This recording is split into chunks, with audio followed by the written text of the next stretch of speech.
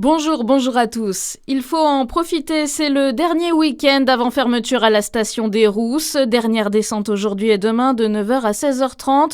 Une cinquantaine de kilomètres de pistes de ski de fond sont encore accessibles. Un dernier week-end de ski dans le Jura avant de changer de saison et se mettre à l'heure du printemps.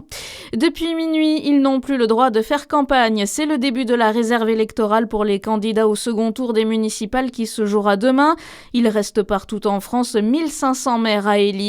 La semaine dernière, 57% des électeurs se sont rendus aux urnes pour le premier tour, le plus petit taux de participation hors Covid pour un tel scrutin.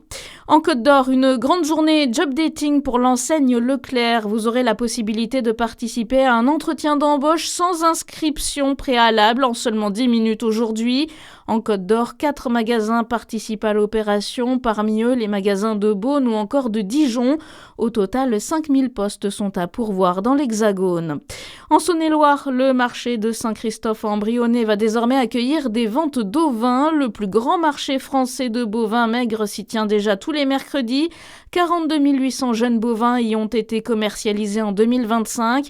Il proposera désormais une vente d'ovins à partir du 25 mars. C'était une demande des éleveurs, en particulier ceux dépendant de l'organisme de sélection mouton Charolais.